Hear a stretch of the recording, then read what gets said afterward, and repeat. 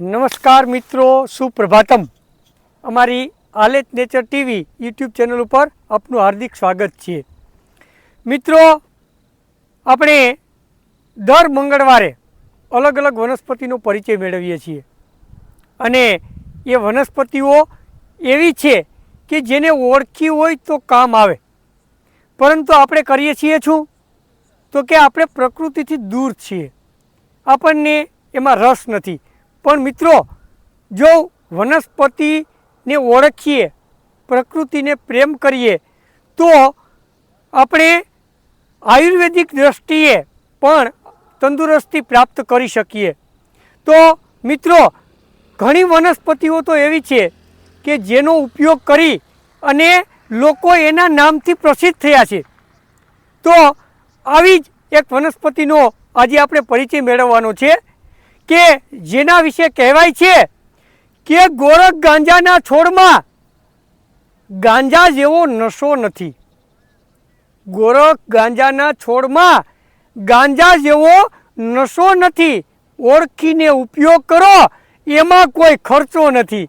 તો મિત્રો, આ જે વનસ્પતિઓ છે અને એનો આપણે જો દવામાં ઉપયોગ કરીએ તો એનો કોઈ ખર્ચો નથી. અને તમે બરાબર જ સમજ્યા કે આજે આપણે ગોરખ ગાંજાના છોડ વિશે માહિતી મેળવવાની છે, પરંતુ પૂરેપૂરો વિડીયો જોઈજો. અંતમાં હું આ છોડ વિશે વિશેષ માહિતી આપવાનો છું. તો આપણે જોઈએ અત્યારે ગોરખ ગાંજા વિશે. આ ગોરખ ગાંજાનો છોડ છે. ચોમાસામાં તે મોટા પ્રમાણમાં જોવા મળે છે. આમ છતાં જ્યાં ભેજ જળવાઈ રહેતો હોય તેવી જગ્યાએ બારેમાસ જોવા મળે છે.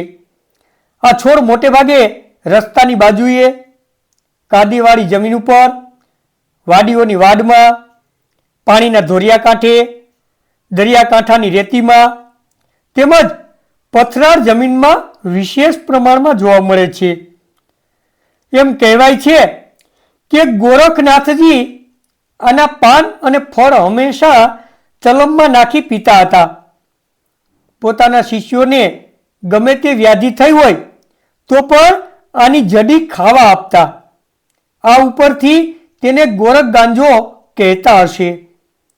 તેનું બીજું નામ ભોંયજડી છે, જ્યારે સંસ્કૃતમાં તેને ગોરક્ષગંજ કે પાષાણ બેઢા કહે છે. પાષાણ બેઢા નામ પથરાળ જમીન ઉપર આ છોડ જોવા મળે એના ઉપરથી પડ્યું હશે.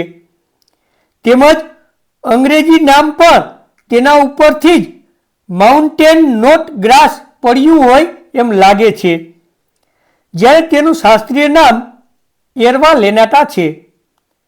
આ છોડ 1 થી 1.5 ફૂટ ઊંચા અને અમુક શાખાઓ જમીન ઉપર પણ પથરાયેલી જોવા મળે છે.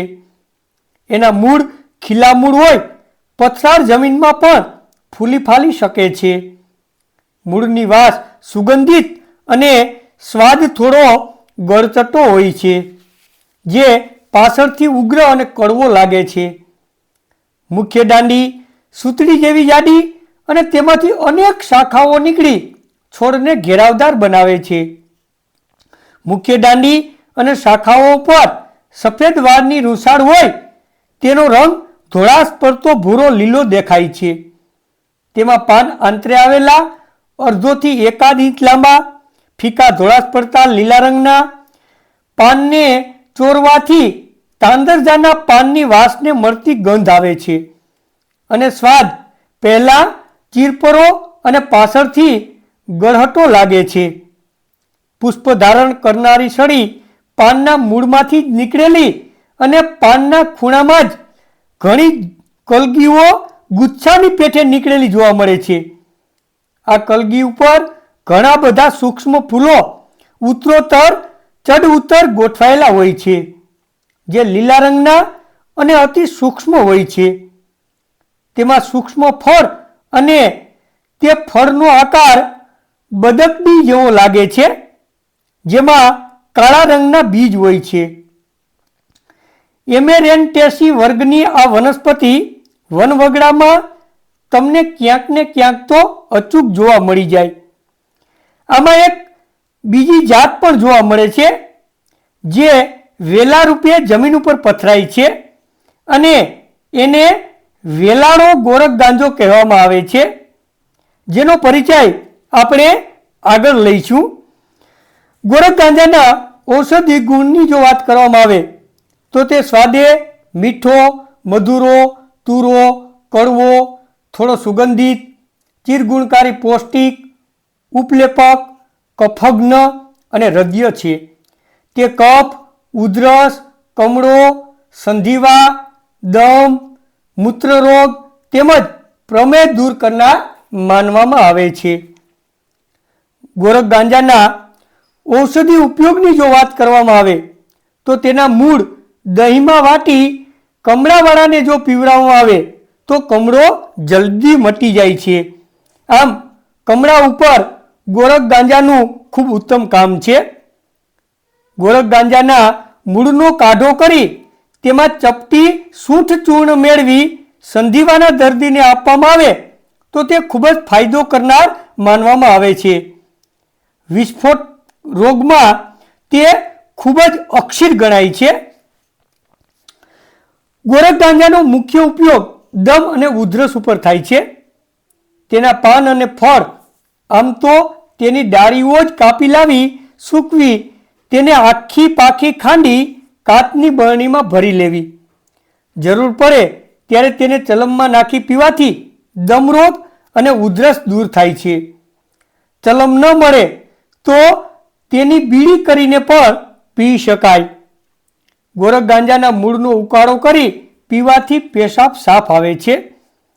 પથરીના દર્દમાં ખૂબ જ ફાયદો કરનાર મનાય છે. તેમજ દરેક પ્રકારના પેશાબના રોગો માટે તે હિતકારી માનવામાં આવે છે. ગોરખ ગાંજાના બીજ પ્રમેહવાળાને જો આપવામાં આવે તો પ્રમેહમાં ખૂબ ફાયદો રહે છે. આમ ગોરખ ગાંજો એક નિર્દોષ ઔષધિ વનસ્પતિ છે. એટલું જ નહીં પણ ગોરખનાથજી તો દરેકે દરેક પ્રકારના દર્દોમાં આ છોડનો ઉપયોગ કરતા. આમ છતાં તેનો પ્રમાણસર ઉપયોગ કરવો વધારે હિતાવહ છે. તો મિત્રો, આજે આપણે ગોરખ ગાંજા વનસ્પતિ વિશે જાણ્યું અને મેં તમને અગાઉ માહિતી આપી દીધી કે ગોરખ ગાંજો ગોરખનાથજી આ છોડનો દરેક દર્દોમાં ઉપયોગ કરતા. એના શિષ્યોને કોઈ પણ પ્રકારની વ્યાધિ હોય ત્યારે આ છોડનો ઉપયોગ કરતા. એટલે એનું નામ છે એ ગોરખ ગાંજો પડ્યું. અને ગોરખ ગાંજો છે એ તમને દરેક જગ્યાએ જોવા મળી જાય. અને જો આપણે પ્રકૃતિની નજીક જઈશું અને પ્રકૃતિને ઓળખશું તો આવી વનસ્પતિઓ છે એ ઘણી બધી છે કે જે આપણા ઉપયોગમાં આવી શકે એમ છે. તો મિત્રો, આપણી ચેનલ છે એને લાઈક કરવાનું તો ભૂલતા જ નહીં હો. અને હા, તમારા મિત્રોને પણ શેર કરો. અને હા, તમારું સ્વાસ્થ્ય જાણવો. આજે આપણે જે વનસ્પતિનો પરિચય મેળવો એવી અલગ અલગ વનસ્પતિનો પરિચય આગળ પણ મેળવતા રહીશું.